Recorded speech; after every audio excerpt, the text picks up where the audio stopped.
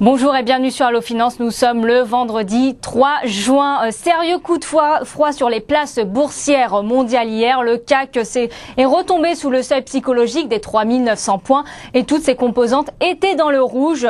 C'est que l'indice phare de la bourse de Paris a fait les frais de mauvais chiffres de l'économie américaine et de la dégradation de la note grecque. Ce vendredi sera-t-il un jour à haut risque sur les marchés?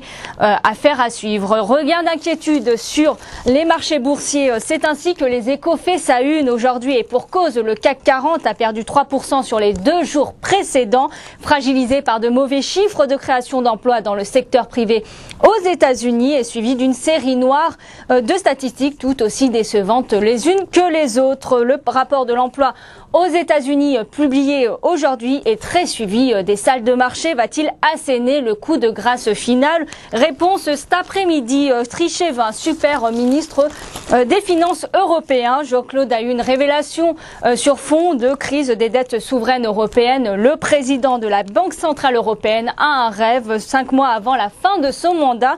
La création d'un super ministre des Finances, chef d'orchestre unique des politiques économiques de la zone euro. Autre casquette, celle de gendarme, puisqu'il devra s'assurer que chaque État membre devra respecter les règles budgétaires et les critères de compétitivité chers à la zone euro, à l'Europe. Moody's, le tonton flingueur, après la dégradation de la note de souveraine grecque de 3 crans par Moody's, l'agence de notation s'attaque maintenant à 3 grandes banques américaines, Bank of America, Citigroup et Wells Fargo, seraient dans le collimateur et ainsi menacées de voir leur note abaissée. Et Moody's, encore une fois, l'agence de notation a l'occasion de frapper à nouveau d'ici mi-juillet.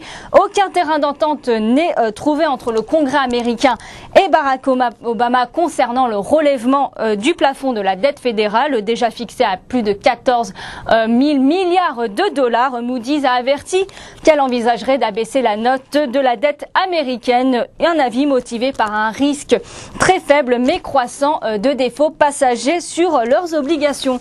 Et Goldman Sachs, dans le Financial Times, Goldman Sachs qui pourrait encore se faire saquer. La justice américaine va fourrer son nez dans les affaires de la célèbre banque américaine, même si aucune accusation n'a été formellement portée contre la banque. Elle devra fournir de plus amples éclaircissements sur ses activités avant la crise dans des obligations gagées sur des créances immobilières pour Goldman Sachs. En tout cas, le banquier est blanc comme neige et n'a pas parié sur l'effondrement du marché immobilier. Dans le Wall Street Journal maintenant, Groupon qui va s'introduire en bourse 2 semaines après le tabac LinkedIn. La société américaine d'achat groupé locaux sur Internet Groupon a déposé jeudi son prospectus d'introduction en bourse, ce qui s'annonce comme l'une des plus grosses opérations et les plus attendues sur la cote américaine. La société envisagerait de lever 750 millions de dollars, voire 1 milliard de dollars pour ses besoins de financement généraux et d'acquisition futures. Et puisqu'on est bientôt le week-end, une bonne idée pour partir. Alors, c'est une histoire insolite qui est dans les colonnes du Parisien aujourd'hui. Un couple de Frenchies espérait couler des jours heureux dans une petite maison de Manchester, mais finalement c'est ce projet d'installation qui a coulé des esprits entrés leur domicile mancunien, dans le salon, dans la douche, un peu partout. En bref, même l'exorciste du village n'a pas réussi à les déloger. C'est vraiment fascinant. Voilà pour le morning zapping et restez sur Allo Finance.